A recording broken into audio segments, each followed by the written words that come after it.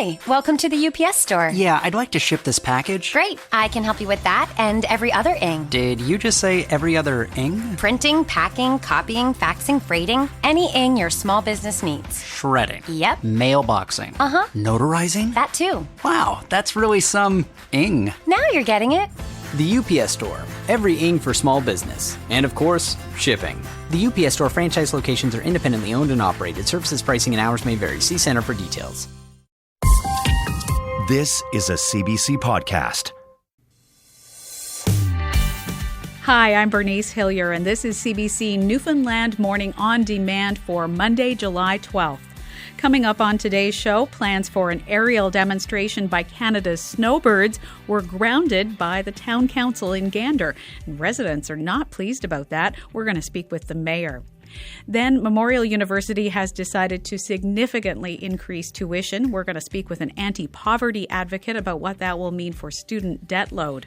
Plus, theatre students from Grenfell campus have missed out on their annual study semester at the Harlow campus of Memorial University in England during the pandemic. We're going to ask the head of the theatre arts program about his hopes for getting students back there soon.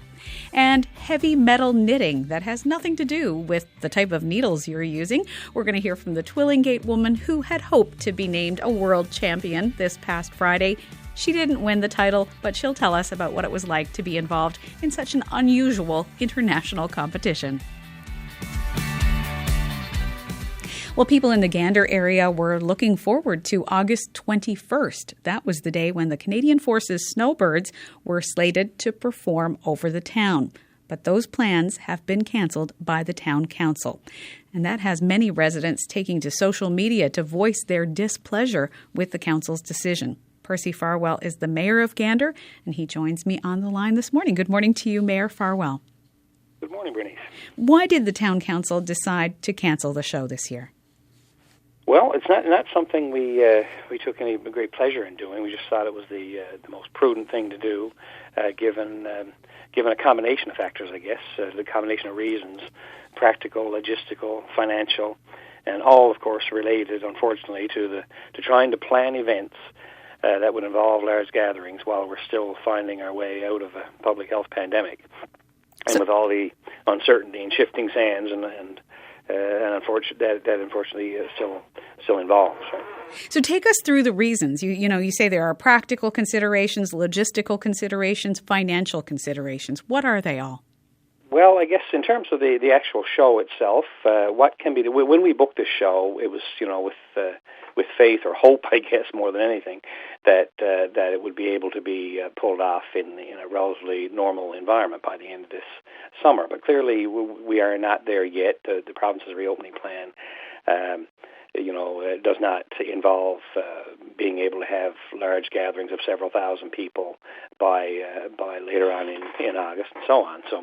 So the type of show we'd be able to do, and then in consultation with the snowbirds themselves, would not be the show that people have come to expect when we do have these things here. There would be no static displays on the ground, no ability to interact with the crews and so on. It's essentially looking up at the sky and watching a show.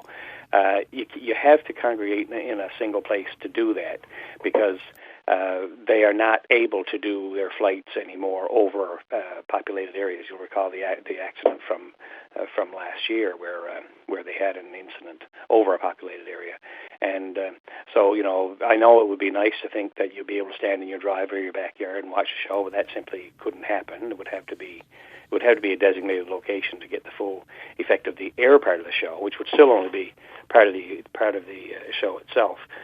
So the show, the experience itself, in the current circumstances, would not be what people have come to expect.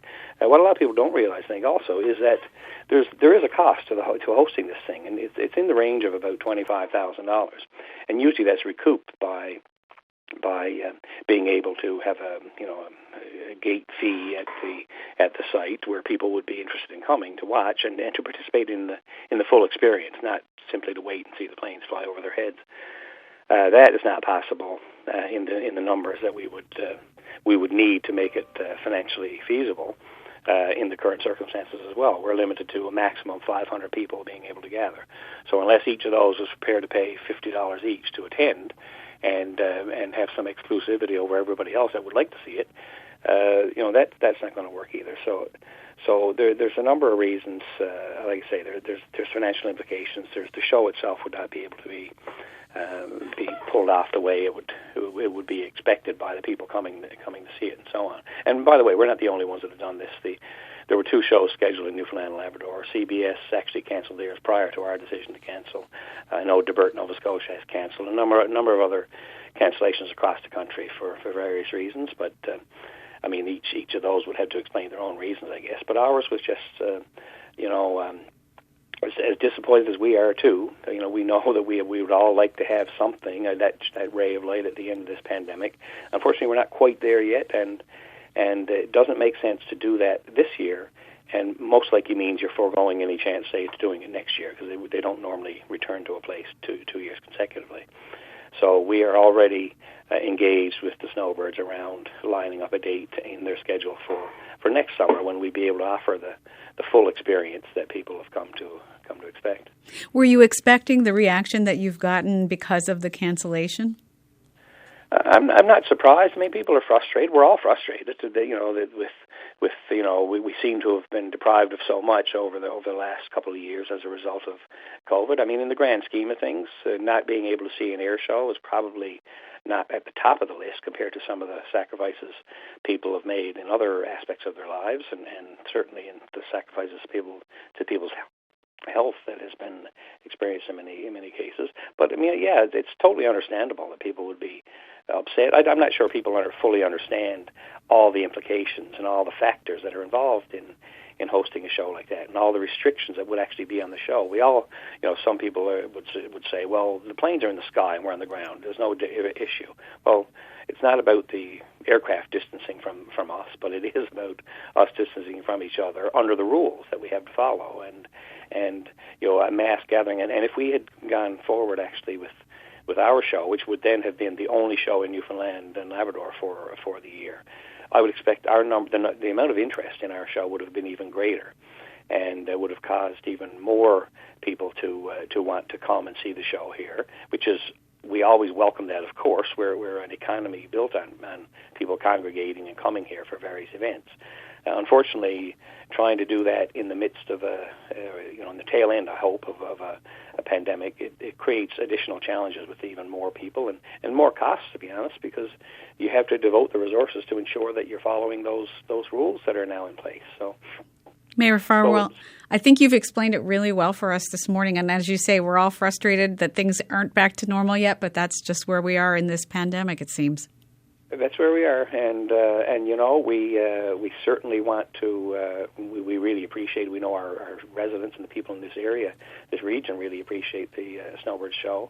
We have already reached out to the Snowbirds regarding their schedule for next year, and as soon as they sit down and start doing that, we'll be working with them, and we're hoping to get them back. There's no promises, of course. They can't do that at this point.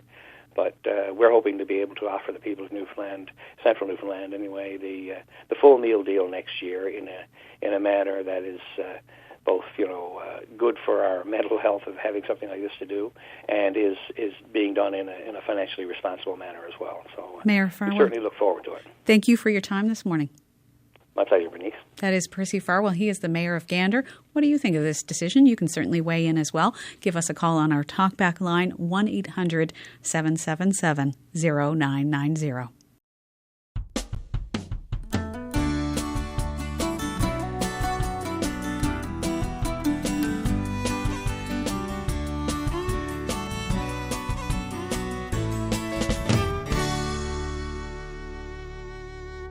For 22 years, tuition rates at Memorial University have been frozen at levels among the lowest in the country. On Friday, the school's Board of Regents announced it can no longer afford to keep the freeze going. So for new students attending Memorial University in 2022, per-course fees for people from this province will go from $250 per course to $600 per course. There will be further increases of 4% per year after that. Emily Renaud is the national coordinator with the advocacy group Canada Without Poverty. She spoke with CBC's Leanne Power. When we're talking about going from $250 approximately per course for domestic students, up to $600 per course. What difference does that make in a student's life? Well, essentially what's going to happen is people who were, planning to go to that university, are all of a sudden going to be faced with having to incur, twice the amount of debt that they perhaps would have thought they were going to have to graduate with, or they're going to, have to put off education in order to, work for a year or two. It's, increasing tuition by twofold is, incredibly stressful for students. It's not a gradual, 5% increase in tuition. It's doubling the tuition costs. And the thing is, education isn't a privilege. It's something that young people need in order to attain jobs. Throughout this pandemic and even beforehand, you're seeing people with multiple university or college degrees working minimum wage jobs, and no longer is this, tuition cost really worth the investment because we're not yielding enough jobs for young people in order for them to feel like it's worth it to attain post-secondary. What do they do if they can't afford to go to university? So essentially, you're going to see a lot of young people perhaps giving up on education. I mean, a lot of young people might bear the brunt of the student debt in hopes that they find something that pays well enough and that is meaningful enough for it to be worth it to incur thousands and thousands of dollars of debt. Because we're, assuming that given the household debt of Newfoundland and the economic situation, the average income for families, most people probably don't have a lot of savings to pay for education out front. So they're probably relying on a lot of student loan services. So while some people might still find it worth it, you're going to see a lot of young people probably just searching for minimum wage jobs, at your local Tim Hortons, et cetera, saving up money for longer periods of time until they attain enough money to afford their education, which means people are graduating later, people are meeting a job market that is not paying them what their parents and grandparents were paid, controlling for inflation, and then housing prices that are just out of control across the country, no matter, whether you're living in a rural area or you're living in a city. So all of a sudden, young people just don't have the hopes and aspirations that our parents and grandparents were able to have as they, approach their 20s. For us, it's kind of all downhill from now. It's competitive job markets with low wages because it's so competitive. And so what is this going to do to the economy in 10 years? What's happening to young people in Newfoundland is not any different. I mean, double the tuition cost is definitely a very dramatic example, but it's not any different than what's happening to young people across the country. And we're sort of just ignoring the fact that as they approach their 30s, they're not going to be able to afford buying houses. Taxes will be a lot more stressful for them as we continue to bear the burden of, an aging baby boomer and Gen X population as they continue to age and need more medical care costs. So I think it's a crisis, and I think we're not talking about it enough, and we're sort of assuming that young people are going to be okay when, all arrows are pointing to it's not going to be okay if we continue to ignore the fact that young people just don't have the kind of opportunities that people 20, 30 years ago had. In this province in particular, the provincial government on one hand is saying, well, the only way we can get out of this is by increasing our population, by keeping our young people. But then you have the Board of Regents at the university saying, well, we can't afford to keep tuition low, so it's making young people have to think about going away. How is it possible to balance those two things, saving money and investing in students? This is a government failure where perhaps the federal government needs to step in to do more to ensure that tuition prices in the provincial level are encouraging job growth in different parts of the country, so they're not being concentrated in specifically Ontario, where I'm sure a lot of young people are like, well, if I'm going to be paying $6,000 a year for tuition in Newfoundland, where we don't have a lot of job prospects, I might as well go to Toronto or Ottawa. And that's not great for the economy of Newfoundland. So, I don't fully blame the provinces. I think the provinces have quite a lot of responsibility to administer tuition and post-secondary school, healthcare costs, social welfare costs.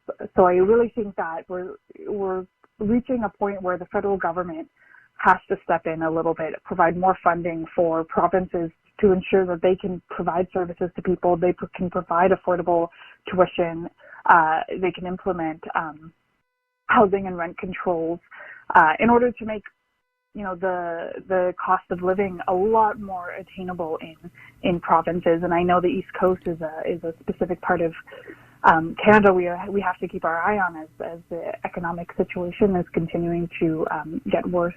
That is Emily Renaud. She is the national coordinator with the advocacy group Canada Without Poverty. And also on Friday, the province announced tuition relief for the lowest income students who would be attending Memorial University, but it's not yet clear how many people will qualify for that particular type of assistance.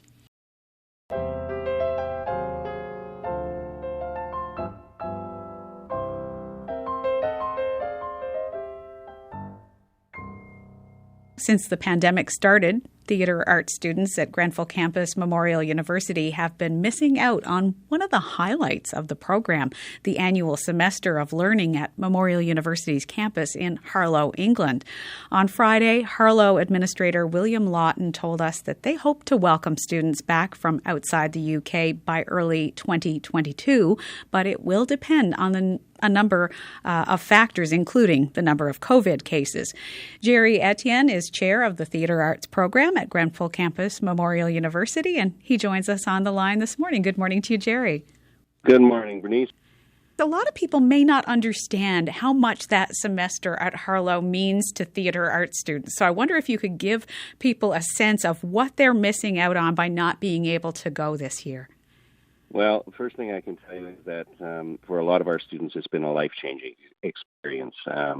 We usually leave for Harlow the beginning of the winter semester. So that means that a lot of our students go down a little bit early, because it's Christmas holidays then. So a lot of them head out maybe a week, maybe some of them even before then, before the semester starts. They get to travel Europe, which a lot of them haven't done. Now I know, more and more students are doing more traveling these days. So the traveling part of it is maybe not as drastic as it used to be, or as a new an experience as it used to be. But once we get there, the students see some of the best theatre in the world. I mean, the West End of London, England is the best theatre in the world. It's like the Broadway of England. We also go to see Stratford upon Avon, where Shakespeare did all of his work. And that's another experience entirely. We do tours of all kinds of museums and galleries and theaters themselves, backstage tours of theaters. We get to meet all kinds of theater artists from the West End, actors that work on the West End, technicians that work on the West End, and they meet our students, talk to them face-to-face, one-on-one, sometimes work with them, give them master classes, and it really is a life-changing experience. And then when the 7 weeks that we're there are done, then they have their midterm break, and that gives them a chance, once you're in Europe, it's very inexpensive, comparatively speaking, to travel to all kinds of different places in Europe. So they take advantage of that, and in their week off after the 7 weeks at Harlow, a lot of them take that week to travel all over Europe and see things that they, probably wouldn't see if it weren't for this trip. So Jerry, it really is a life-changing experience for them. Yeah, I mean, it sounds incredible. It's one of those things that you'd look back on years later and say it was just a pivotal time in your life, in your experience as a young artist and developing in your career. What are students and faculty saying about the fact that they couldn't go this past academic year? Well, we had a fantastic class last year who were troopers. I'm telling you, it was amazing. We did as much as we possibly could to give them an experience as close to that as we possibly could. We got subscriptions to various online not live, but recorded live theater. from the West End, from Broadway, from large theaters around the world.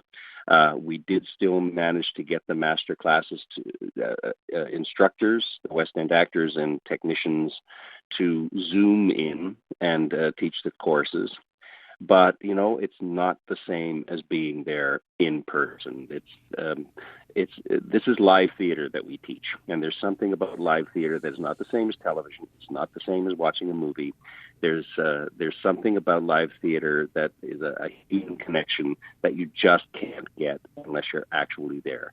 So what they're missing is the experience of walking into one of these beautiful theaters on the West End, or the experience of standing in the church where Shakespeare is buried, or the experience of going to the Tate Gallery, or the experience of going, to see St. Paul's Cathedral.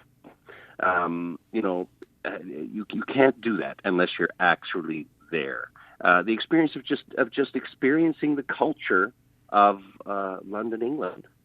It's a completely different culture, and for an actor, that gives you firsthand experience of trying to empathize with a different way of life. And today, that is certainly an important thing. We're learning how important it is to try to understand where different cultures are coming from, and why different cultures may behave a little differently than our culture, and we have to embrace that and try to understand that.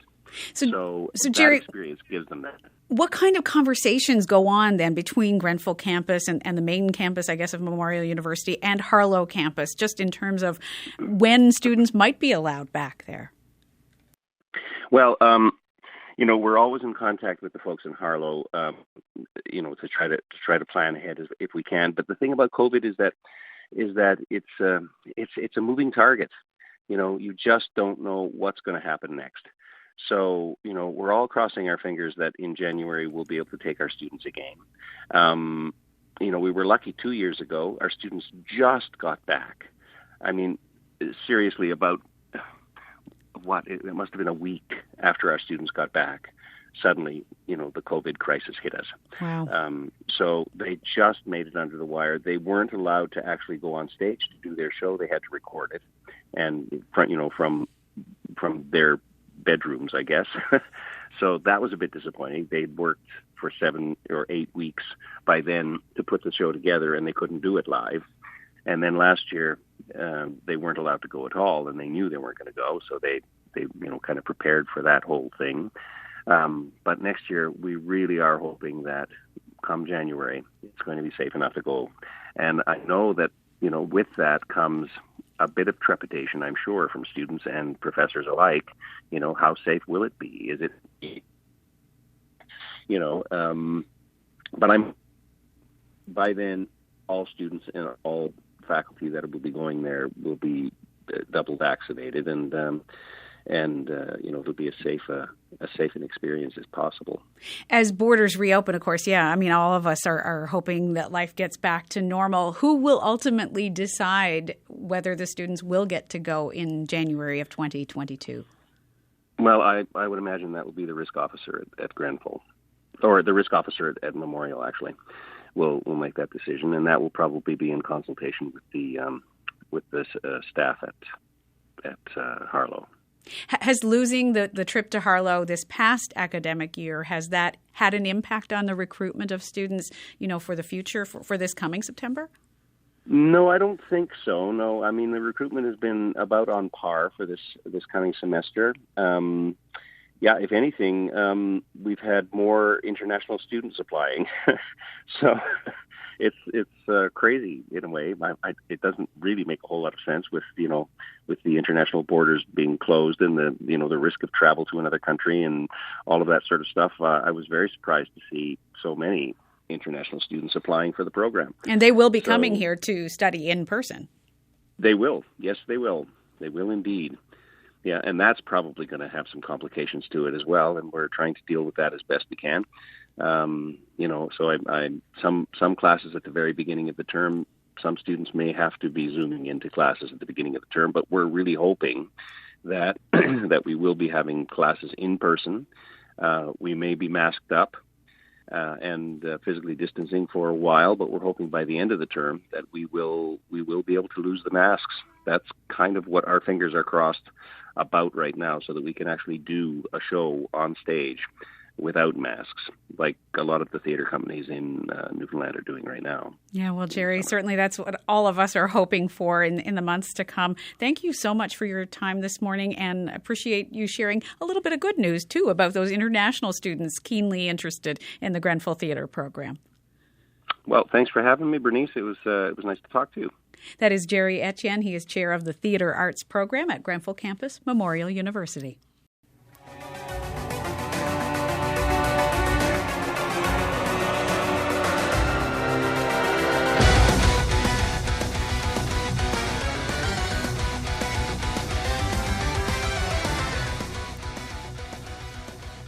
Well, imagine doing something that is usually relaxing, like knitting, to that music.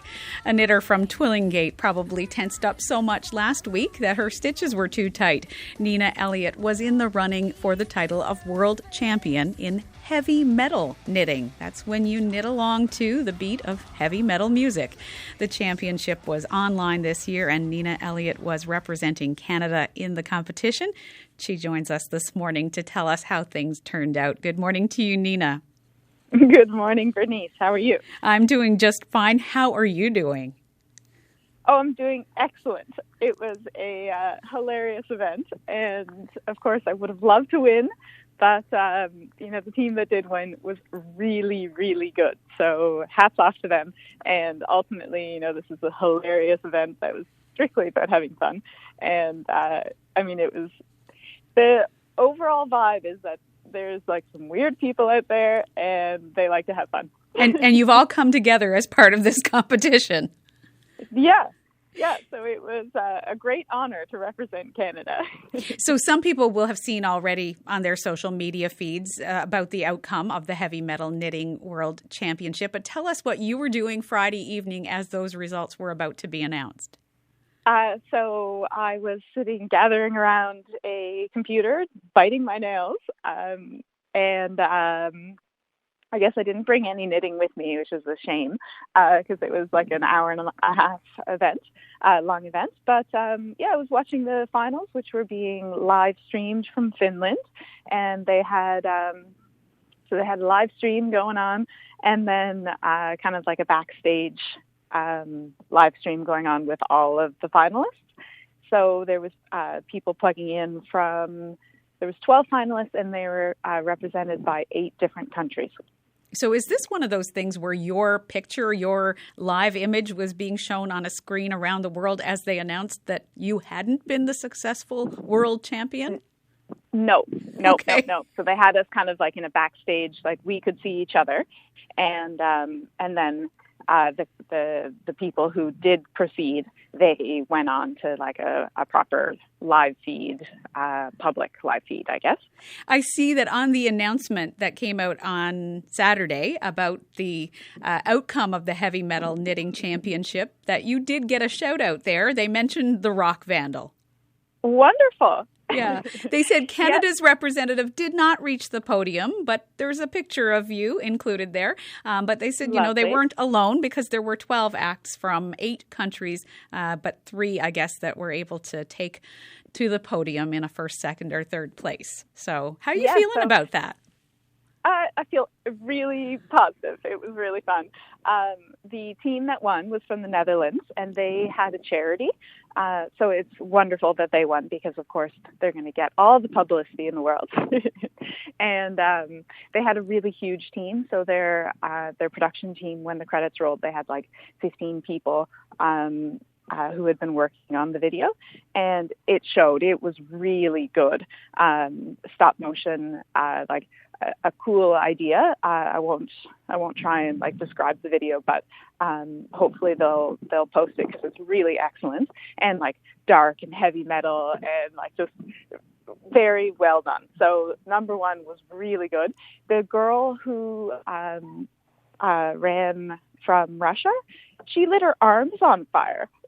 So she was knitting with like flames coming out of her arms, and lots of like a really cool competition to be involved in because like the breadth of creativity was like, wide and super fun. Wow. Just for those people who didn't hear you on our radio show when you were talking to us a couple weeks ago, Nina, just remind us what your video was all about.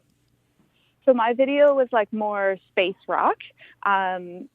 I guess like this kind of ties into like why I'm so pleased because like my husband and I put this video together, just the two of us in our living room, while our children were sleeping with like whatever we had. So it is me knitting Christmas lights, and I've got on a Skidoo helmet that I made from packing tape, and I've got lights stuffed up in the Skidoo helmet, and we've got a projector behind me that's like shooting like this space imagery onto the wall, and then we use some like digital technology to speed that up and like connect it precisely to the music. So it was a fun event all around, and like I'm really happy to have upped my digital art skills to be at a international level. Nina, I'm just wondering what kind of response you've had to the fact that you were involved in this competition, and what kind of connections have you made by being involved? Well, I've been really repping it.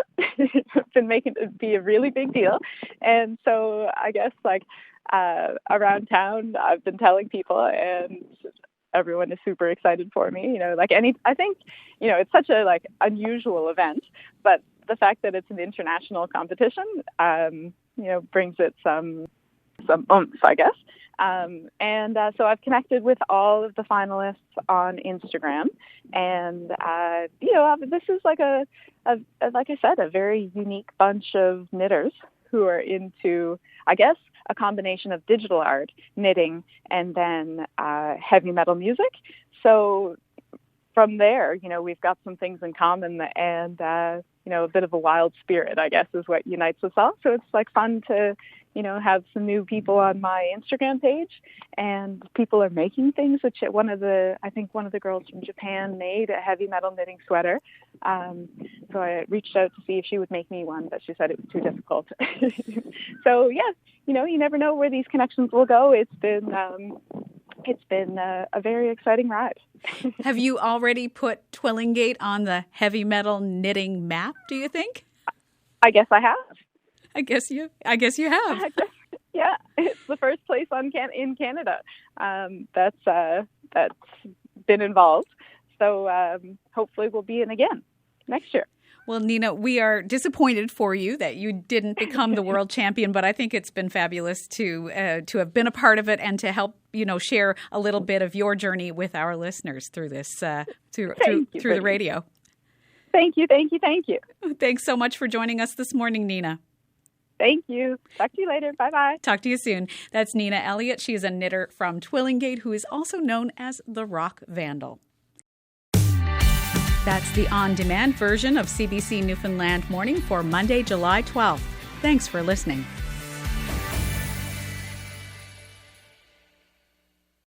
For more CBC podcasts, go to cbc.ca/podcasts.